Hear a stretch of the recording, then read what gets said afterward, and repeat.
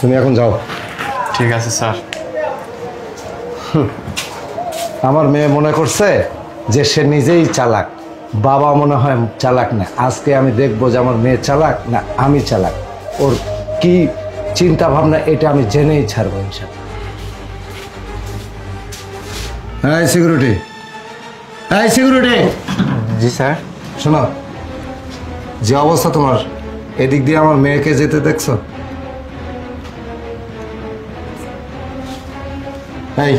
এই সিসি ক্যামেরার ফুটেজ দেখাও তো।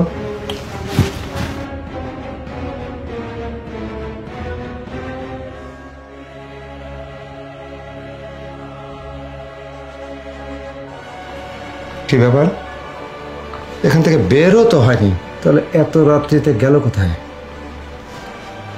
দেখি তো ছাদে গেছে কিনা। আরে শোনো, তুমি যেভাবে ঘুম পাড়ো না, তুমি তো দেখার কোনো কথাই না, ঘুমটা বাদ দাও। উফ, আশ্চর্য। আমি ছাদে আসলাম, তারপরে ছাদেও পেলাম না, ওইদিকে বাথরুমে দেখলাম, সমস্ত রুম ঘুরে দেখলাম, কোনোখানে নাই। এত রাত্রে মেয়েটা গেল কোথায়?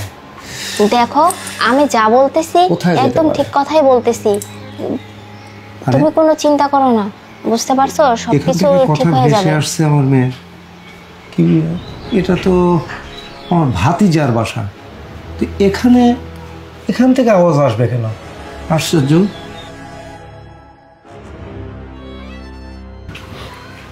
লিমা, বাবা তো তুমি এখানে? আমি এখানে? তুই কি করেছিস জানিস না? হ্যাঁ, তুই আমাকে ঘুমের মধ্যে ওইভাবে বেঁধে রেখে স্প্রে মেরে আমাকে হত্যা করে তারপরে তুই কি করতে চাইছিলি? হ্যাঁ, তুই কি মনে করেছিস যে তুই আমাকে হত্যা করে তারপরে তোর মনের আশা পূরণ করে তুই অন্য একটা ছেলেকে নিয়ে এসে? তুমি একদম চুপ থাকো বাবা, আমি তোমার কথা শুনতে চাই না। না না বাবা, তুমি আসলে কি বলতেছো? আমি তোমাকে এসব করতে যাবো কেন? আমি তো তোমার নিজের মেয়ে, তাই না? হ্যাঁ, নিজের মেয়ে বিধাই তো তুই আমাকে সুপরিকল্পিত ভাবে মারতে চেয়েছিলি। ওই স্প্রের মধ্যে যে প্রয়োজন ছিল সেইটা দিয়েছিলি, কিন্তু ভালো আমার কাজের বাড়ির যে ছেলে আমিরুল, সেই স্প্রেটা সে নিজে চেঞ্জ করেছিল, সেই জন্যই তো আমি মরিনি, কিন্তু মরার নাটক করেছি। তারপর তুই যখন আমাকে শেষ করে দিয়ে নিশ্চিত হয়ে হাত পা বেঁধে যখন চলে গেলি, ঠিক সেই সময় আমিরুল এসে আমাকে কিন্তু খুলে দেয়। তারপরে আমি তোর পিছে চোখ রাখি যে কোথায় যাস, সবখানে খুঁজে। যে এসব করছে আমি বিশ্বাস করেন কিছু জানি না, আমি শুধু জানতাম যে ও রাত্রে আমার কাছে আসছে, শুধু এইটুকুই। কিন্তু ও যে এত খারাপ করছে আপনার সাথে। আরে নয়ন, তুমি ভুল বুঝতেছো। আসলে বাবা আমাদের বিষয়টা যদি মেনে না নেয়, তাই তো আমি এরকম কাজ করতে বাধ্য হয়েছিলাম।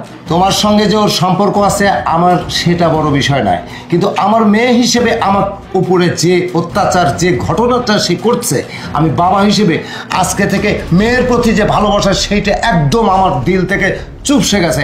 আমি এই মেয়ের সঙ্গে আমি বাবা সম্পর্ক আর রাখতে চাই না।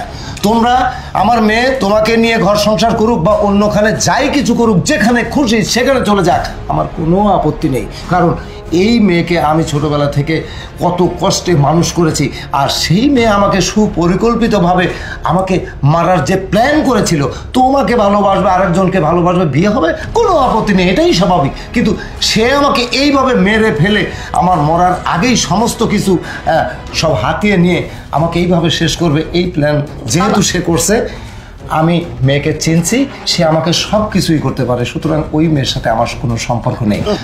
আমি কোনো কথা শুনতে চাই না। আমি যেহেতু জীবিত আছি, আমার আজ থেকে যত সম্পদ আছে সেই সম্পদের মালিক যেহেতু আমি, এই সম্পদ আমি ভোগ করব, আমার পৃথিবীতে কেউ নেই। যাও, তুমি আমার বাড়ি থেকে বেরিয়ে যাও। হ্যাঁ, আমি তোমার কোনো কথা শুনতে চাই না। যাও, তোমরা বাইরে গিয়ে যা খুশি তাই করতে পারো, যাও। এটা আমার ভাতিজা, মানে আমার ভাইয়ের flat. You can go now.